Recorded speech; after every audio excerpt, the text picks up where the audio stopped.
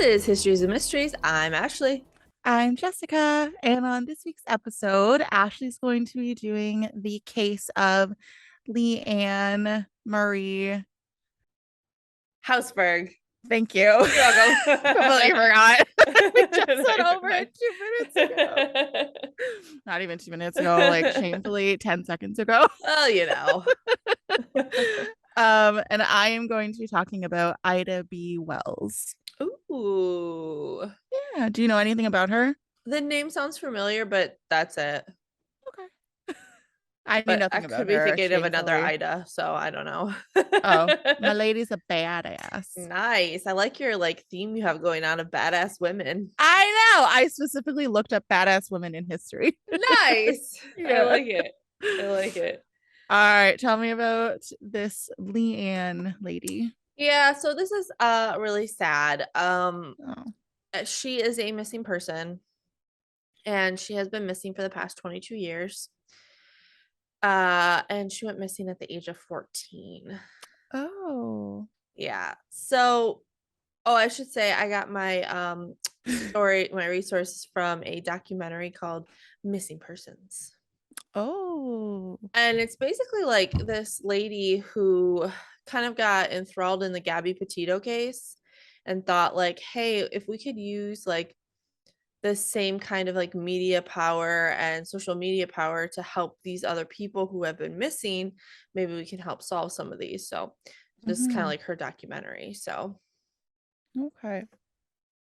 So when Leanne was little, she was a happy little girl, having fun, just living her life. But at about 12, she started changing, which makes sense because that's when the hormones kind of start coming in. You're a preteen, almost a teenager. Yeah. Yeah, she became like more introverted, started hanging out with a crowd that her mom didn't really like. But again, they just kind of chalked it up to her being a teen or like a preteen, they're a whole nother breed. Oh, they are. Honestly, like my child is into even two and she's crazy. I know the teenage years terrify me more than any year. It's Yeah. teenage Oh, years. 100%. Especially because especially girls, they can be super moody. Yeah. Yeah. There's just so many hormones going on and their brains aren't developed enough to handle it all. Sorry, any teenagers listening. Anyway. We love you. So about 6 months before Leanne went missing, her mom, who's only in her 30s, had a stroke. And she had a pretty major stroke. They interview her in the documentary. She can still talk, but her mobility is really limited. So Leanne had to take care of her other sisters a lot more than she used to have to. A lot of that unfortunately fell on Leanne's shoulders. And I felt so bad for her mom because her mom was like, if that ruined your life, I'm sorry. Like she could Oh, that's just really sad. that is really I sad. know. And apparently the day Leanne went missing, she woke up her sister who was sleeping in the living room and was like, hey, can I borrow your jacket? I'll see you after school. And her sister was like, yeah, sure, whatever. And that's the last time her sister saw her. Really? Yeah. Oh, She apparently left the house with, they said, knapsack. I think it's just like a backpack. you've never said knapsack? Well, yeah, but I mean, I think they just meant like backpack. Like knapsack makes me think of like, I don't know, like a bag with like a over thing, like a It's just a backpack. um well, who says knapsack? It's a I backpack. do.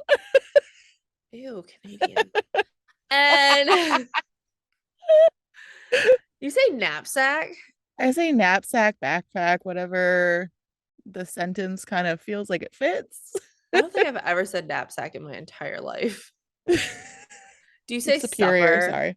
Are you a supper person? Yeah. Ew. I And dinner. I say both. say dinner. I don't know why. I hate the word supper. I don't know why. Really? Yeah. Did you It know gives that me the like heebie in some jeebies. places, I think it's what supper is lunch and then dinner is dinner. I would die. I hate the word supper. I don't know why. It's like the word moist that everybody hates. I hate that word too. but supper is like that for me. I hate supper. Ugh. Yeah. Oh, that's really unfortunate. Let me know if I'm the only one. Well,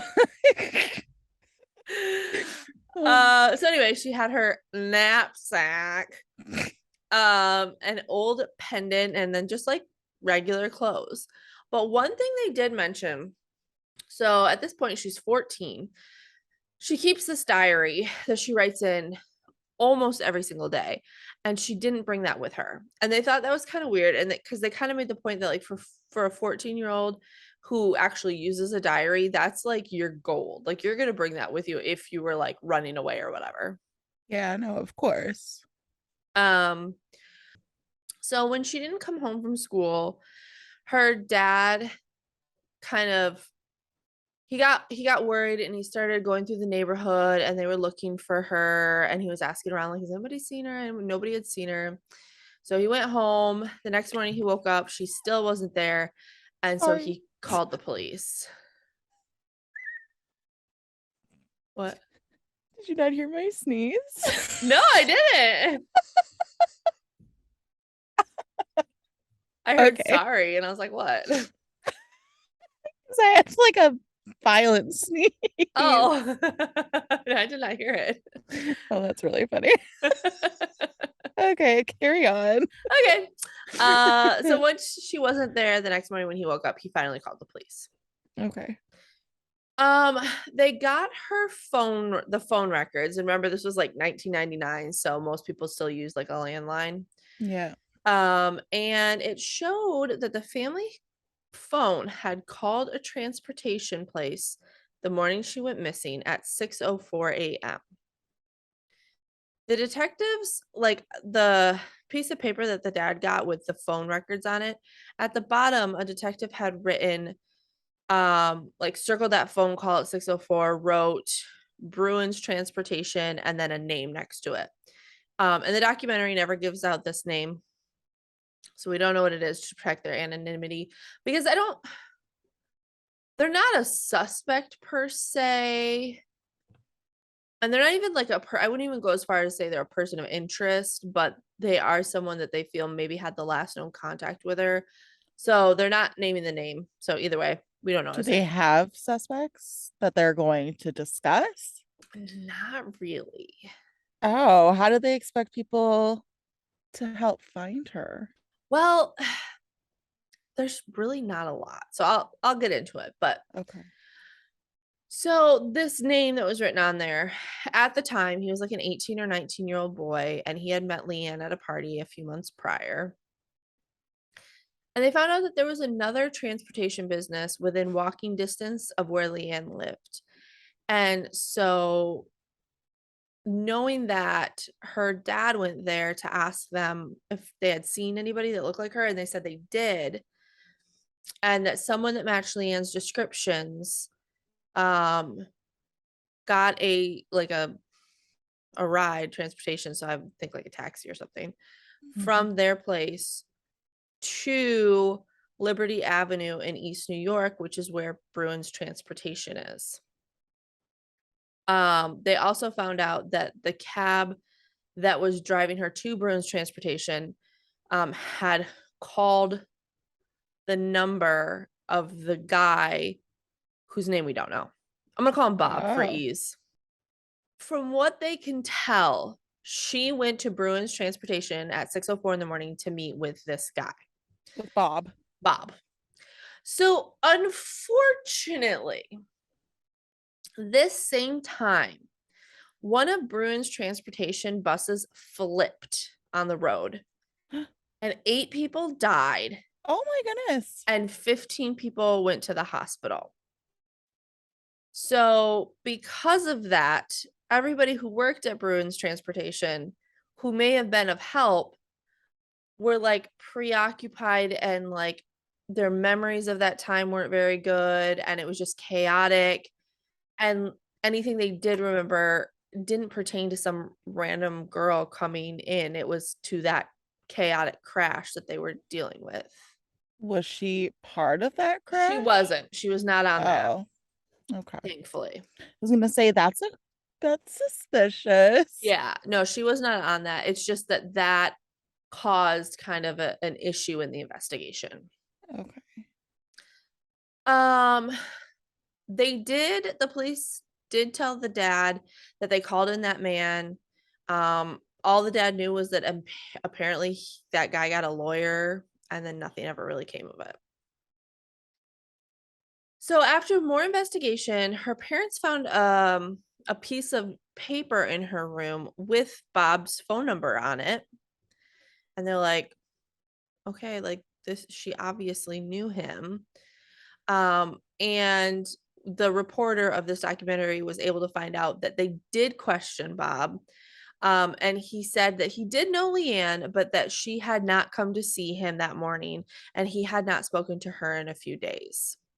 Oh, that's odd. Yeah. So who knows, right? They also in her room found her diary, and in it, she talks about cutting school, getting drunk, failing out of not failing out of school, but failing like a lot of classes in school. And she also wrote, "My father is an asshole. If I run away, it will be his fault." Oh my gosh. Yeah, and Okay. he like apologized. He's like, "I just want to tell her I'm sorry that I was an asshole if she ever came back and blah blah blah." Oh. I know. And she also wrote, "Parents don't know what us kids go through. They always say you got it easy. We might got it easy, but we have a lot of problems. My father is so hard on me. I should just commit suicide." So do they think that's what she did? So that's another possibility, but they brought up a good point of what 14-year-old is going to is going to commit suicide and do it so privately that nobody's ever able to find her body. I mean, if she wants to get back at her dad, maybe for being a Yeah. dick, and that's kind of like a little final jab, like, oh, you can't find me. Yeah. And I was trying to think like, maybe she like jumped off a bridge or whatever, but somebody would have seen her, I you know, mean, not especially at 6 in the necessarily. morning. I mean, not necessarily. Like, she could have gone to a secluded spot. Yeah. She could have jumped off anything that's high up, right? Yeah. I'm sure there was something secluded in a forest. Well, so that is one possibility. Um, the diary also mentions a boy named Matthew who was her boyfriend at the time.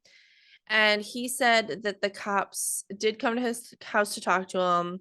He said the day before she went missing, he called her. He was at the YMCA and he called her on a payphone. And for our younger listeners, a payphone was this thing that you could use. You put money in it and you could make a phone call. It's so sad that they're gone. I know. Like, they Um, took them out of our work when I worked at the I don't work there anymore, so I used to work for the OPP. Um and yeah, we had like a bunch of payphones in our lobby and stuff, and then they took them really? out one day. It was like, Yeah, I oh, this haven't is seen really those. sad. Yeah, I haven't seen one in forever. Did you ever like when you were younger? So like if I was somewhere, I need my parents to come pick me up, I'd do like a collect call. And then as my name, I'd be like, come pick me up. And I'd hang up. No, Oh, you never did that. no. I did that. I love that. Oh my gosh. um, so they did get a hold of him, and again, he said they got into some kind of argument. He doesn't remember. This is like 22 years later. They hung up, and the next day she went missing. He's now like got kids of his own, it's been 22 years. So this is really weird to me. His dad had like a piece of paper, like a list of her friends with their phone numbers on it. And he said he would call around like right when she went missing to see, like, hey, have you heard from her? Do you know where she is? Do you know anything about her? Blah, blah, blah. And he said some of her friends said that they never even knew her. What? Yeah. They're just like, oh, I don't know who that is. I didn't know her. I mean, or it could be her friends just going along with it. Right. Either way, weird, right? Yeah. And this is also really weird. A few days after Leanne went missing, her grandmother received a phone call, and all the phone call said was, Leanne is all right, and then hung up. Oh, It was a female voice, but it wasn't Leanne's, and it wasn't a voice that her grandma recognized. it's weird. So, yeah, and that's kind of where the case ends. What? The family has consistently talked with the police, but they feel like no one is helping them. Um, Finally, in August of 2021, Leanne's sister called a private investigator, and the private investigator agreed to do this case pro bono because she felt bad for the family. And but she did say that they're not getting any information from the police because the police are saying, it's still an open investigation, so we can't give you any information. She's like, so it's going to be really difficult to figure anything out. And her sister does have a TikTok that she posts pretty regularly on about her sister's missing case. And she is Nicole. Okay, I'm just gonna spell it, but it's NicoleEartale. So if anybody wants to go follow her on TikTok, she has more up-to-date information, and hopefully they'll get more information than they have now, and maybe finally get some peace on this. But if you do have any uh tips, if one of our listeners knows anything or has heard anything, we'll put how to reach out in the show notes. That's insane. Isn't that crazy? I it's interesting because I was also going to do like I was going to do a kidnapping case, Mm-hmm. but I was thinking about it and I was like, you know what? I really hate it when I listen to stories and they're unsolved. I know, me too. I was thinking about that too, but I was like, well, maybe some people like missing stories, and I'm doing another missing story next week. But then Oh, I'm nice. done. Yeah, no, I don't, what do you think happened? I I honestly think maybe she ran away. Yeah. Um But just to or like piss something. off your dad, like I don't like does Yeah, she I not don't have a good know. relationship with her mom or her sister? Well, remember she was taking on all that responsibility and taking care of her sisters and everything. Yeah. I think either one of two things happened. Either she ran away or something bad happened to her by Yeah. someone she knows. Yeah. I just find it odd that whoever called her grandmother. Yeah. And that's what I'm thinking, like, if she had a bad relationship with her dad, her mom was having a lot of medical issues, but she was close with her grandma. Maybe she wanted her grandma to know she was okay, so her grandma didn't worry. Yeah. I don't know. Weird. Yeah. Yeah. What do you Huh. think happened? Um, one of two things. I think either she got into some trouble, like she got pregnant or something, Mm. by that unknown man, Mm-hmm. Bob. Um, and so she ran away because she knew that her dad was going to be very strict about it. Yeah. Or she committed suicide somewhere very secluded. Yeah. And I mean, I don't like, I feel like she might have gone somewhere else, hence the traveling places that she called, Mm-hmm. so that it wouldn't be obvious where she would go. And maybe like to a national park, you can get lost in those places. Yeah, I just feel like at 14, if I don't know. I don't But to she was in a bad crowd. She was drinking and doing drugs, right? And partying. Yeah, So, but I mean, like, to be able to have the thoughts of how, like, I don't want to say smarts, what's the word I'm looking for? Like the the know how. Yeah, I guess to be able to just completely disappear as like committing, like if you were going to die by suicide, like just completely, like not even detectives can find your body, like Yeah, but the I don't 90s know. were wild, man. It wasn't that wild. And she would have been part of the 80s too. So It's a lot of wild movies out there that, Yeah, I you don't know. know. I don't know. I don't think I'd buy that one, but Oh well. I Whatever guess the case, I hopefully we'll hope find something out. happens. Yeah. Yeah, hopefully the family gets some kind of closure. Yeah. Okay. So Ida, Be wells. Ida be well. But first of all, I would just like to thank you for your story Oh, well, you're welcome. because as much as I hate unsolved cases, I do think it's really important to get the word out there Mm-hmm. so that we can potentially help the family find out what happened. So, There is thank also, I you. meant to mention, they have a website and it's Leanne Hausberg. So it's LeanneHausberg.org. And you can go there and kind of read more about it and see, I don't know, just learn more about it. And if you have any information, send it there as well. So Oh,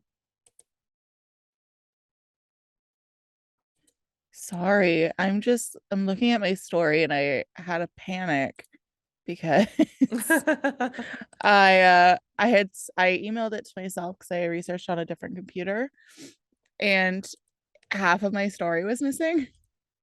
oh geez. So I was terrified because I'm like, where are my links? Like I know I put them in here and they weren't there and I maybe had like a page and so I freaked out. So I'm gonna be reading from my email Okay. because it has it all there. That's weird. Yeah, so whatever. Fuck my eyesight. You'll get through this, I know it. So I used all that's interesting, of course, essence.com and history.com. So this is the story of Ida B. Wells. I love her. So I hope you all do too. Ida B. Wells was a Black woman. She stood her ground in the whites only section of a Nashville bound train around 70 years before Rosa Parks refused to give up her seat on a bus in Montgomery, Alabama. Wow, 70 years. Prior to, yeah, Yeah. yeah. However, after being forced off the train, Wells filed a lawsuit against the railroad. She won and began a legendary career in social activism that lasted the rest of her life. Oh, Yeah, she's amazing. After leading an anti lynching crusade across the South, she later I evolved. I hate that that had to be a thing. I know. Anti-lynching. Like, you should just know that's not okay. Yeah. Sorry, I just hated that. Go ahead. No, it's true. It's awful. Like I did that one story on that man and Yeah. that Mm-hmm. was just awful. Yeah. Awful, awful. I guess I should probably put like a content warning on this. Oh yeah. That's a lot of badness. Um, da, da, da, da, da. She later evolved into a vocal advocate for women's suffrage. Wells traveled the American South equipped with a pistol to investigate and document the epidemic of violence being committed against Black Americans while fighting against lynching. Ida B. Wells battled Jim Crow America with a pen and paper and her unshakable voice in an effort to bring justice to those who had suffered and awareness to the willfully ignorant. And it was just the start of her career. Wow. Yeah, I love her. Ida B. Wells grew up in a society where changes to the law did not immediately affect how they were applied, let alone how individuals thought or behaved. She was born a slave on July 16th, 1862, Ida Bell Wells. That's a name. Sorry. 6 months before the Emancipation Proclamation freed all of America's slaves on a federal basis. So she was a slave for 6 months. Wow. She and her family were residents of Holly Springs, Mississippi, where racism persisted despite efforts by law to do so. Racism still persists there. Yes. The parents of Wells got quite involved in the fight for equality, notably in the field of education, possibly in spite of or perhaps because of where they came from. Wells went on to attend Shaw University, which is now Rust College, which her father was a founding member of. Oh, Awesome, right? yeah.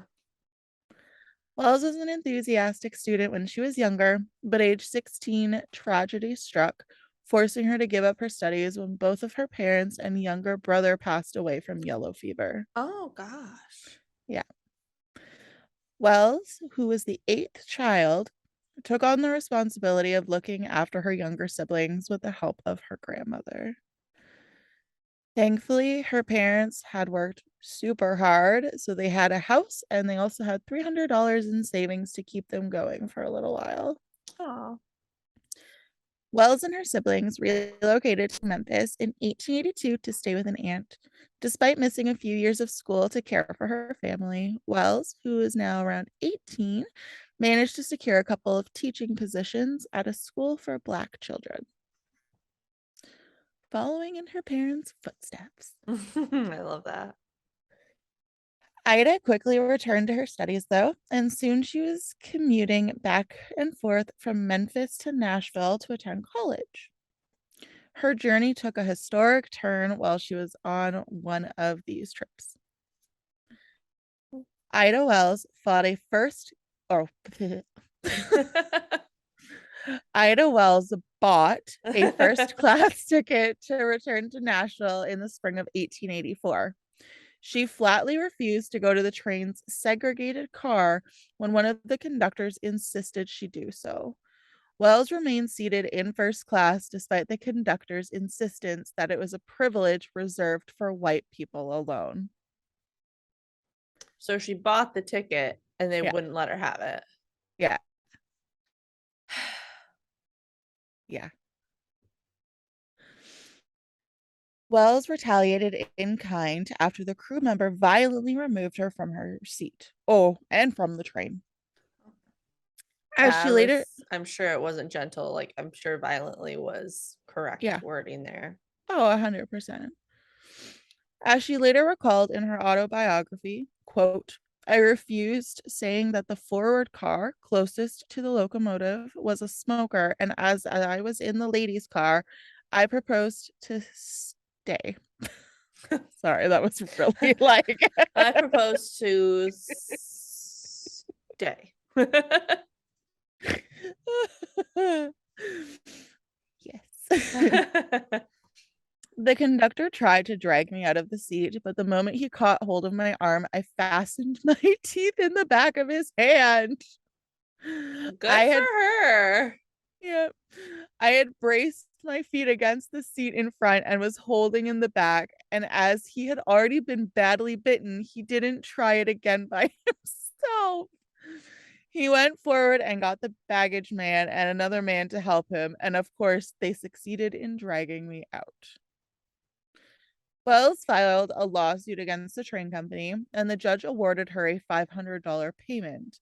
However, the defendants filed an appeal, Mm. which caused the case to be heard by the Tennessee Supreme Court. She Mm. unfortunately lost there and was forced to repay the settlement as well as pay the railroad an extra $200 in damages. Oh, come on. And since Ashley always asks me, $500 today would be around $15,000, Whoa. and $200 would be around $6,000. So, in total, she would have had to pay them a total of $21,000 in today's currency, which is absolute robbery. Yeah, especially because she wasn't getting paid much to be a teacher at a black school. And she bought a first class ticket.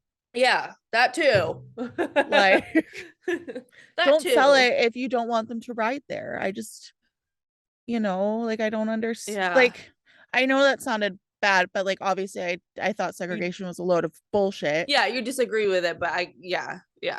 Yeah, like don't offer it to an African American person if you have no intention of letting them sit there. Yeah. Yeah.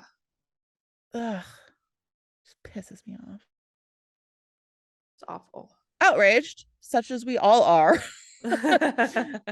she made the decision to share this incident with the local press.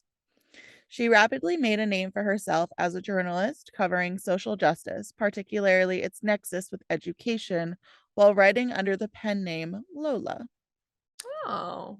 or Iola. I thought it was Lola, but it's Iola. Oh, okay. Either way, I thought it was Lola, but I I thought Lola was cute. do like Lola. My friend's dog's name is Lola. Aw, that's adorable. Yeah. Aw. There are repercussions for this choice, obviously, because Mhm. why wouldn't there be? Of course. She unfortunately lost her job as a teacher at the segregated school when she started speaking out against the conditions of the schools the children were forced to be in 1891. Ida B. Wells continued to write about racial injustice in an approachable way, and she became particularly outspoken about lynching.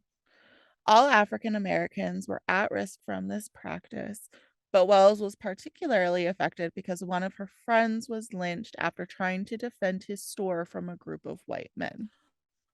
Oh. This begins kind of a new phase of her work in what she becomes because she kind of transformed into this investigative journalist. Okay. Go, Yeah. Ida. Yeah. She sees, of course, the stereotypes about Black men raping white women, but this was something lynch mobs most frequently accuse their victims of. She starts investigating these accusations. She actually goes to the scene of these lynchings. She interviews witnesses. She becomes really one of the first investigative reporters in this period. Wow. That's awesome.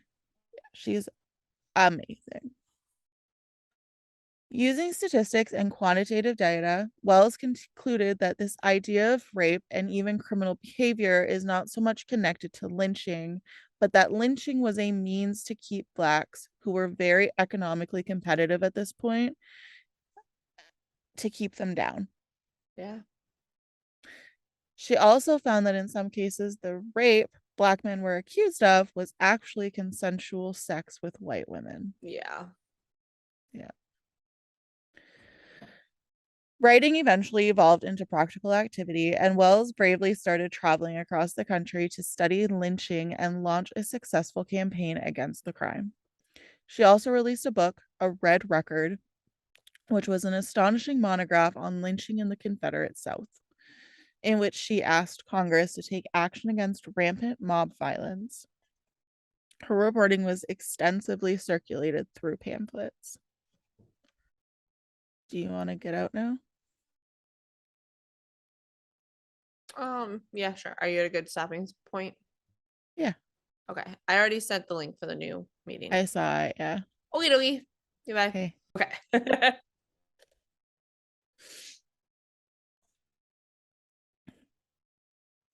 Writing eventually evolved into practical activity, and Wells bravely started traveling across the country to study lynching and launch a successful campaign against the crime. I Good. already read this. Yes, you did. Thought you were just kind of like scooching back to, I don't know. No. Okay. Okay, here we go. Wells's astute observations and analyses are startling on their own, but become even more so when put in the context of today.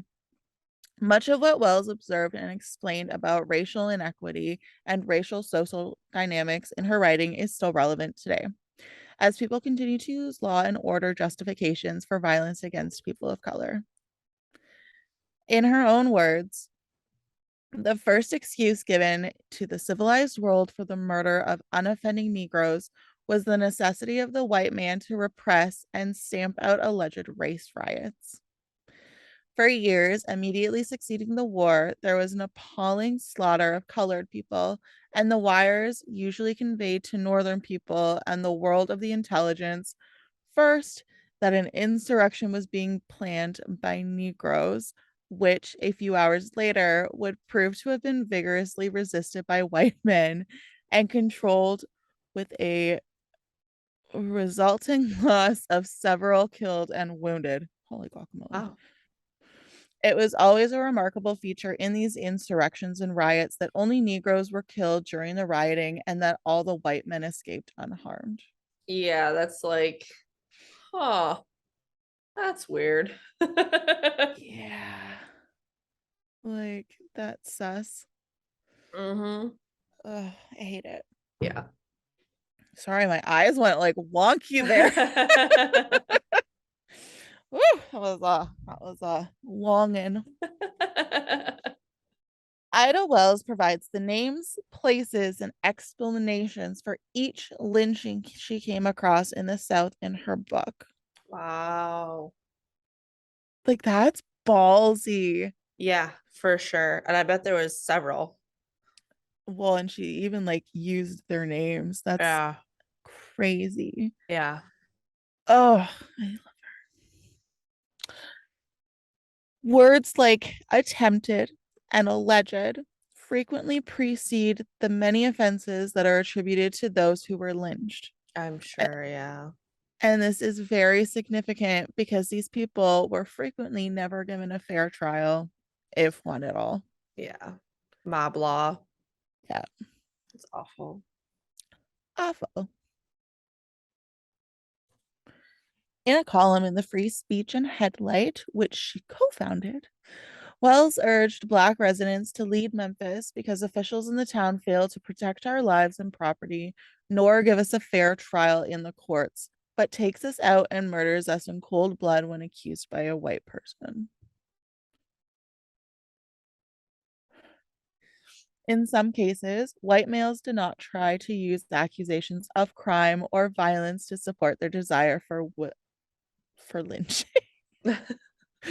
I saw Wells right after, so lynching kind of came Lynching. in. Like maneuvers. So uh, basically, they're like, they didn't really do anything, but I'm feeling the need to lynch someone. yeah, just because the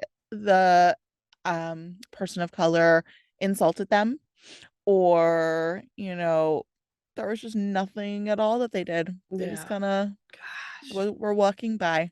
Yeah. Wrong place, wrong time. Yeah, exactly. Throughout her life, Ida B. Wells persisted in the pursuit of social justice, which finally led to her advocating for women's suffrage. Hmm. There were obstacles for Wells as well. She and other non white feminists were forced to march either behind the white feminists spearheading the historic 1913 March on Washington or on their own, despite the fact that they were well respected Yeah. And as they're fighting for the same activists. thing. Yeah, and they were journalists too. Yeah. So it's really unfortunate. Yeah. It's awful. Wells established the Alpha, wow, the Alpha Suffrage Club in Chicago as a result. She organized local women to vote for politicians who would best represent the Black community. This event made it clear to Wells, a Black woman, that upending racial equality was a crucial prerequisite for achieving true gender equality. For all intents and purposes, white women were granted the right to vote before Black women, providing Wells with whatever additional proof she needed to back up her belief. Mm-hmm. And I honestly am ashamed to say I didn't know that. Yeah. I I thought that, you know, all women gained the right to vote at the same time. That's what we're told. Yeah. I mean, I guess I didn't know that either. Like, I assumed that Yeah. they probably didn't get the right to vote when white women did because people suck. But Yeah. yeah, I guess I was always told that all women, they just say women. Yeah. Yeah. Women earned the right to vote. Yeah. Makes me angry. Yeah. Okay. We shall move along. While the 15th Amendment, which was ratified in 1870, outlawed racial discrimination in voting, the systemic suppression of Black voters via the use of literacy tests or the imposition of poll taxes, for example, wasn't rendered unlawful until the passage of the Voting Rights Act in 1965. Wow. That's Isn't that so horrifying? recent. Yeah. Ugh. Possibly only then, 40 years after women were granted the right to vote, were Black women able to take part in one of the foundations of democracy like their white female counterparts. In 1895, Ida B. Wells wed Ferdinand Barnett, who was a well known Chicago lawyer. Together, they had 4 children, and they apparently enjoyed a respectful and intellectually stimulating racial relationship.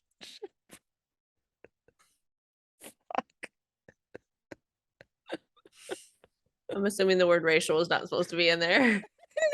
Oh, it's supposed to be relationship. Oh.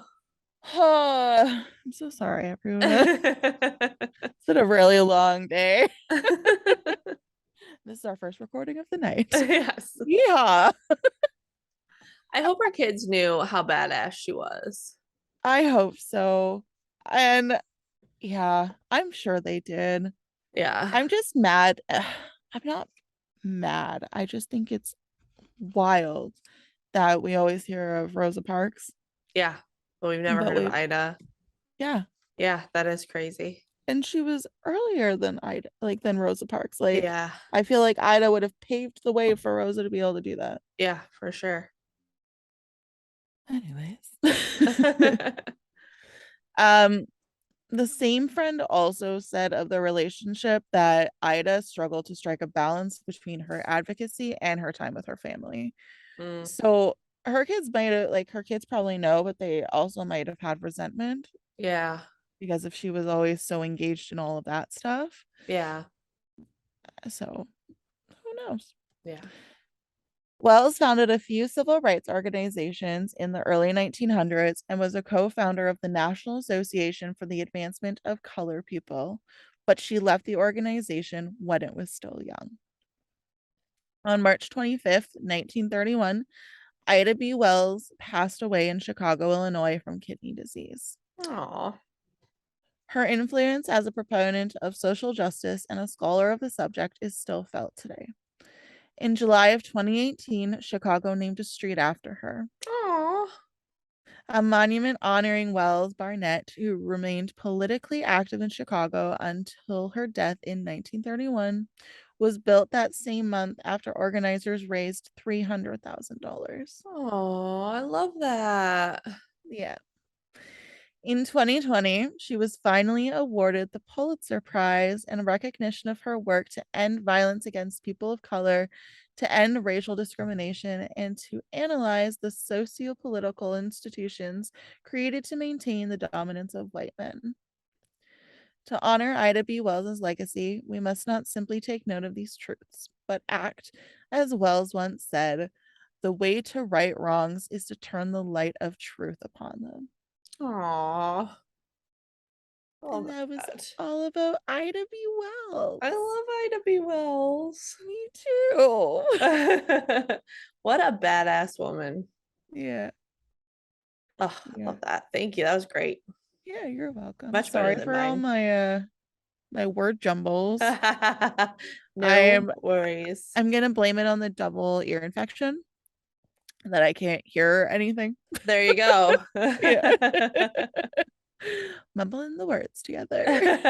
We'll get through it. We'll get through Oh it. yeah. Have any jokes for me? I'm looking up one right now. This one's really corny. Okay. A skeleton walks into a bar and says, "Hey, bartender, I'll have one beer and a mop." What? Because it's gonna fall right through him because he's a skeleton. Oh, I just like that it had a skeleton in it. yeah, it's not a good joke though. No. You had to explain it. Well, like you should have gotten that, but No,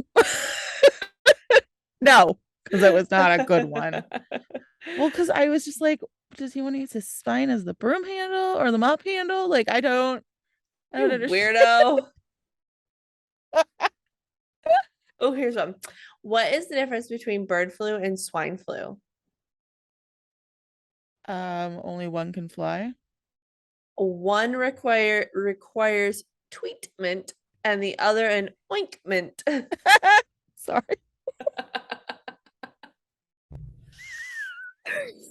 Oh my God, I loved That's a good one. that. This is a great one. Do you have any? No, I'll save them for next week. Okay. Well, if you want more of us lovely ladies, you can find us on Facebook and Instagram and YouTube. Yeah, and if you want to rate and review us, you can do so on Spotify and Apple Podcasts. Yay! Yeah. Yay! We look forward to bringing you 2 new stories next week. Bye.